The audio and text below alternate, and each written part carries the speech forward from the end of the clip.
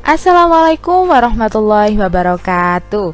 Bagaimana kabar kalian anak-anak? Insya Allah sehat semua ya. Jumpa lagi bersama Bu Guru di mata pelajaran ilmu pengetahuan sosial. Pada kesempatan kali ini kita akan belajar tentang materi periodisasi masa praaksara atau prasejarah. Jangan lupa absen di kolom komentar dengan menyebutkan nama, nomor absen, dan kelas kalian. Sebelum memulai pembelajaran, mari kita berdoa dulu agar diberikan kemudahan dalam belajar. Berdoa mulai. Sesuai dengan judulnya, sekarang kita akan belajar tentang materi periodisasi masa praaksara. Nah, pertama-tama sekarang kita akan belajar apa sih masa praaksara itu? Jadi, masa praaksara terdiri dari dua kata. Pra memiliki arti sebelum dan aksara memiliki arti tulisan. So, bisa disimpulkan bahwa masa praaksara adalah masa di mana manusia belum mengenal tulisan. Selanjutnya, kapan sih dimulainya masa praaksara ini? Masa praaksara berlangsung sejak manusia belum mengenal tulisan hingga manusia mulai mengenal tulisan. Kok bisa ya manusia zaman sekarang bisa mengetahui kehidupan masa praaksara, padahal kan mereka tidak hidup pada saat masa praaksara? Manusia zaman sekarang bisa tahu bagaimana kehidupan masa praaksara dari menemukan benda-benda yang digunakan pada saat masa praaksara. For example, ditemukannya cap-cap dinding di gua.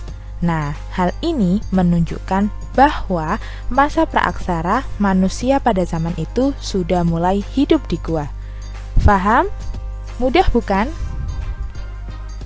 Nah, dari penemuan peninggalan tersebut, peneliti membagi masa praaksara menurut yang pertama, perkembangan bumi, yang kedua, hasil temuan peninggalan benda praaksara, dan yang ketiga, berdasarkan perkembangan manusia pada zaman tersebut. Sekarang, Bu Guru akan menjelaskan peta konsep pembelajaran kali ini. Jadi, periodisasi masa praaksara dibagi menurut tiga. Yang pertama, menurut perkembangan bumi, dan yang kedua, menurut penemuan peninggalan benda praaksara, dan juga yang ketiga adalah menurut perkembangan manusia pada masa praaksara. Menurut perkembangan bumi, masa praaksara dibagi menjadi 4 zaman. Yang pertama yakni zaman Arkaikum, yang kedua Paleozoikum, yang ketiga Mesozoikum, dan yang terakhir adalah Neozoikum. Neozoikum ini dibagi menjadi dua. Yang pertama adalah masa tersier dan yang kedua adalah kuartier. Yang kedua adalah periodisasi masa praaksara menurut penemuan peninggalan benda praaksara. Ini dikategorikan menjadi 4 zaman. Yang pertama yakni zaman Paleolitikum, yang kedua Mesolitikum, dan yang ketiga Neolitikum, dan yang keempat adalah Megalitikum. Dan yang terakhir adalah periodisasi masa praaksara menurut perkembangan manusia pada saat masa praaksara dibagi menjadi 3. Yang pertama, berburu dan mengumpulkan makanan, dan yang kedua adalah bercocok tanam, dan yang ketiga adalah masa perundakian. Pada saat masa berburu dan mengumpulkan makanan, itu dibagi menjadi 2 lagi, yakni yang pertama berburu dan mengumpulkan makanan tingkat sederhana, dan yang kedua adalah berburu dan mengumpulkan makanan tingkat lanjut. And now, materi pertama yang akan kita pelajari adalah periodisasi sejarah perkembangan bumi atau geologis. Zaman pertama adalah zaman Arkaikum.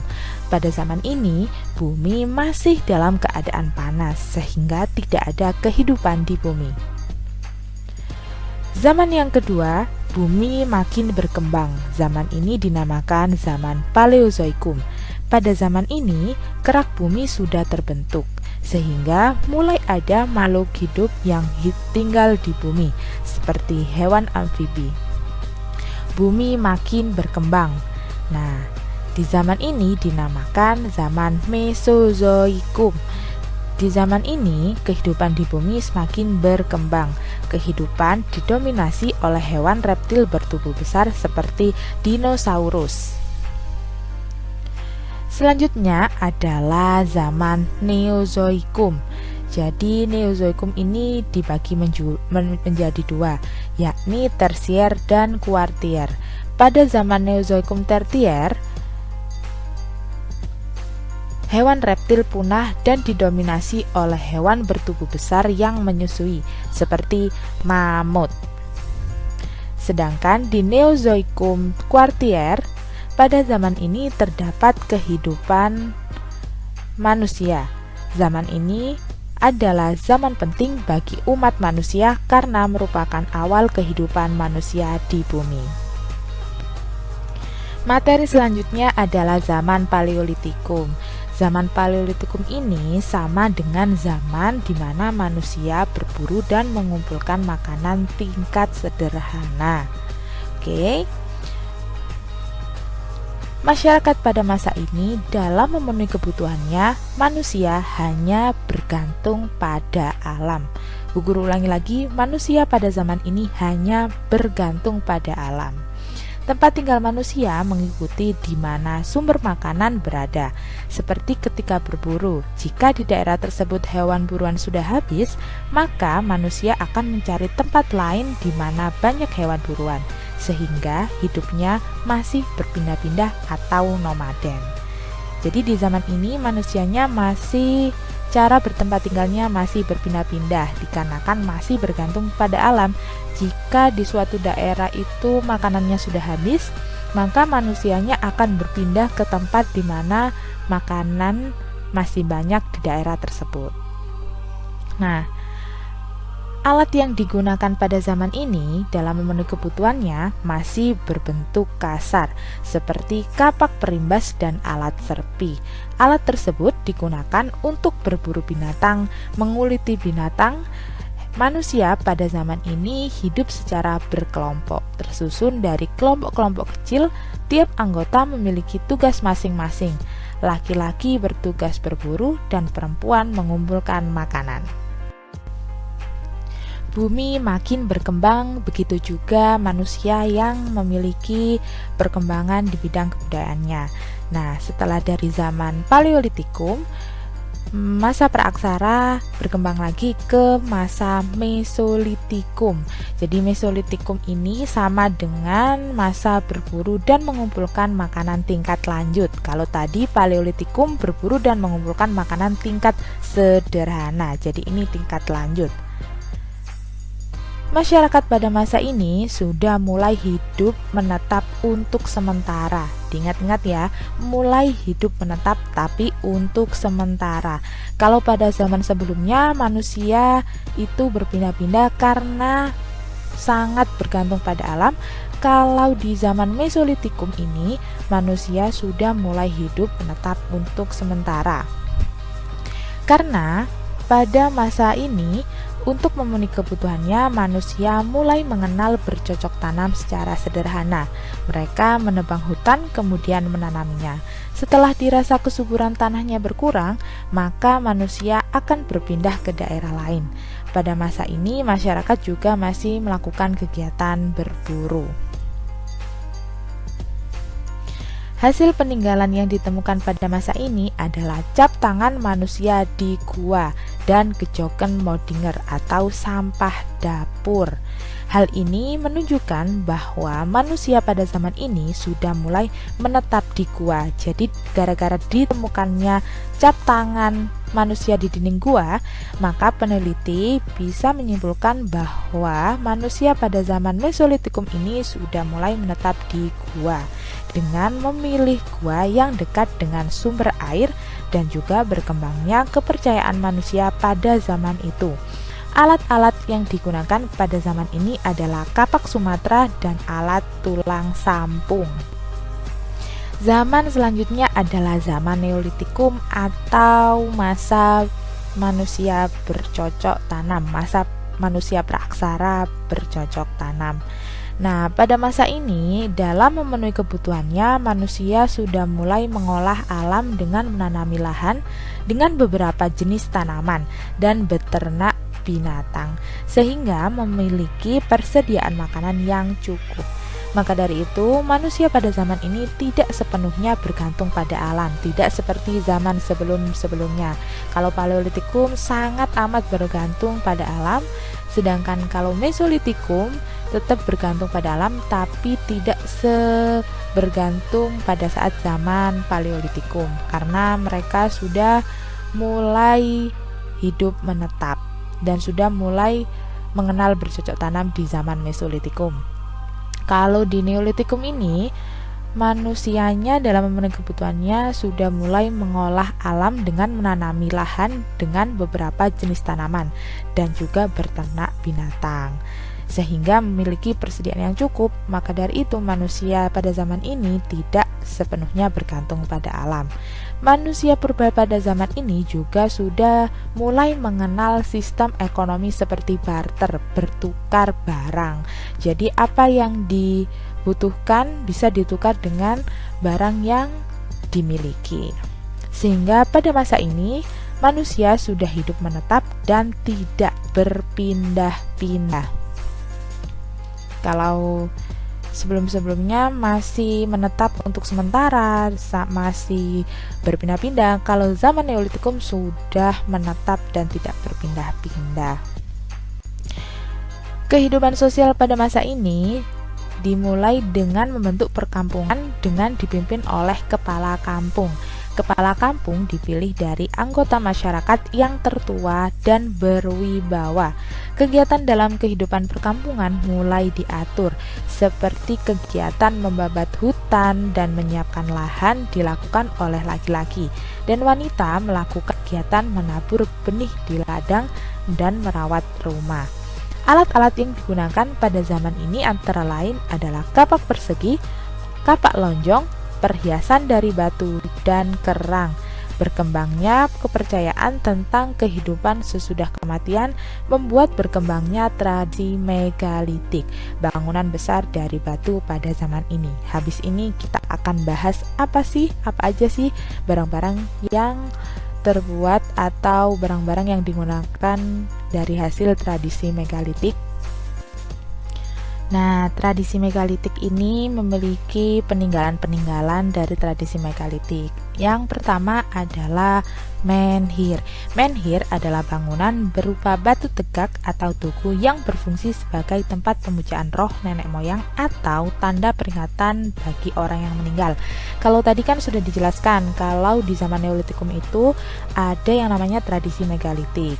Nah, tradisi megalitik ini menyangkut kepercayaan tentang kehidupan sesudah kematian. Jadi tradisi megalitik ini ada gara-gara kepercayaan pada masyarakat zaman Neolitikum tentang kehidupan setelah kematian. Yang pertama yaitu menhir, dan yang kedua adalah dolmen. Dolmen ini meja batu yang berfungsi sebagai tempat persembahan untuk memuja arwah leluhur. Selain itu juga digunakan sebagai tempat duduk kepala suku. Dan yang ketiga adalah kubur peti. Kubur peti ini peninggalan yang berfungsi sebagai tempat menyimpan menyimpan mayat. Dibentuk dari 6 buah papan batu disusun secara langsung dalam lubang yang disiapkan. Selanjutnya adalah waruga. Waruga ini merupakan peti kubur batu dalam ukuran kecil, bentuknya kubus dan bulat seperti di gambar ini ya. Selanjutnya adalah sarkofagus. Sarkofagus adalah bangunan berupa kubur batu yang berbentuk seperti lesung dan diberi tutup. Dan yang terakhir adalah punden berundak. Punden berundak adalah bangunan bertingkat yang dihubungkan tanjakan kecil, berfungsi sebagai tempat pemujaan roh nenek moyang. Jadi tradisi megalitik ini masih berkutat di area kepercayaan kehidupan setelah meninggal di zaman Neolitikum atau masa bercocok tanam. Selanjutnya kita akan membahas tentang zaman logam atau masa penunagian. Di zaman logam ini manusia sudah mulai menggunakan logam untuk alat-alat dalam memenuhi kebutuhannya. Jadi dalam zaman-zaman sebelumnya kayak yang sudah kita bahas tadi, kayak zaman Paleolitikum, Mesolitikum, Neolitikum, itu merupakan zaman batu. Jadi di mana manusia dalam menggunakan alat-alatnya, alat-alat untuk memenuhi kebutuhan itu masih banyak yang berasal dari batu. Ya tadi yang sudah kita bahas, Paleolitikum sampai Neolitikum, dari masa berburu dan mengumpulkan makanan sampai masa bercocok tanam, itu dinamakan masa zaman batu. Nah, kita lanjut lagi ke zaman logam ini ya. Kita balik lagi ke zaman logam. Jadi di zaman logam ini manusia melakukan kegiatan ekonomi bukan hanya untuk memenuhi kebutuhan hidup, tetapi juga untuk meningkatkan kesejahteraannya. Seperti dikenalnya sistem barter dengan jangkauan antar pulau. Barang yang ditukarkan pun beragam, seperti alat pertanian, hasil kerajinan. Kegiatan pertanian tidak lagi bergantung pada hujan. Manusia pada zaman ini sudah mengenal sistem irigasi. Kegiatan berternak juga makin berkembang dengan beragamnya hewan ternak yang dipiara. Kehidupan pada masa ini semakin teratur. Setiap individu telah mengenal pembagian kerja berdasarkan kemampuan yang dimiliki tiap individu, sehingga tersusunlah kelompok-kelompok tani, kelompok pengrajin, dan kelompok pedagang. Aturan adat istiadat juga sudah tercipta pada zaman ini. Hasil peninggalan kebudayaan pada masa ini berasal dari logam, yakni kapak corong, kapak perunggu, dan nekara perunggu. Gampang kan anak-anak tentang masa praaksara? Oke, sekarang Bu Guru mau menyimpulkan sedikit tentang periodisasi masa praaksara. Jadi pokoknya intinya, zaman Paleolitikum itu adalah zaman Paleolitikum, Mesolitikum, Neolitikum itu adalah zaman batu. Jadi zaman Paleolitikum itu manusianya masih berpindah-pindah karena bergantung pada alam. Berkembang lagi nih ke zaman Mesolitikum, manusianya pun berkembang. Setelah dulu di zaman sebelumnya itu nomaden atau berpindah-pindah, di zaman selanjutnya yakni Mesolitikum itu manusianya sudah menetap sementara dan sudah mengenal yang namanya sistem bercocok tanam. Berkembang lagi nih manusianya, masuk ke zaman Neolitikum. Di Neolitikum ini manusianya sudah menetap karena sudah bisa mengolah dan sudah menemukan sistem barter. Berkembang lagi, manusia mengenal yang namanya logam dalam kehidupannya. Nah, ini dinamakan zaman logam. Di zaman logam ini manusia sudah benar-benar menetap dan mereka itu niatnya itu dalam melakukan kegiatan ekonomi itu bukan hanya untuk perut saja atau bukan hanya untuk makan, tapi juga untuk meningkatkan kesejahteraan mereka. Like mereka seumpama bertani, hasil tani mereka itu bukan hanya untuk digunakan makan, tapi mereka juga untuk dijual. Nah, dengan dijual akhirnya mereka mendapatkan sesuatu yang diinginkan, otomatis kesejahteraannya bertambah. Gampang bukan masa praaksara? Nah, untuk lebih memahami lagi, silahkan kalian kerjakan LKS yang sudah diberikan oleh guru mapel IPS di kelas kalian dan dikumpulkan pada saat tatap muka dengan jadwal terjadwal. Oke, Bu Guru akhiri pembelajaran kali ini. Semoga kalian dimudahkan dalam pembelajaran. Oh iya, dari pembelajaran kali ini kalian bisa tahu gimana sih kehidupan manusia pada saat masa praaksara. Dari sini kita juga bisa bersyukur bahwa kita diciptakan oleh Allah di zaman yang gak zaman praaksara. Bisa kalian bayangkan kalian hidup di zaman praaksara yang masih seperti itu. Lebih enak hidup di zaman sekarang ini kan, belajar lebih gampang, belajar bisa dari rumah, kalian pengen buku langsung dapet. Jadi kita harus mensyukuri atas rahmat Allah yang diberikan kepada kita dalam bentuk kita dilahirkan di zaman yang sudah modern seperti ini. Oke anak-anak, Bu Guru akhiri pembelajaran kali ini, semoga bermanfaat. Assalamualaikum warahmatullahi wabarakatuh.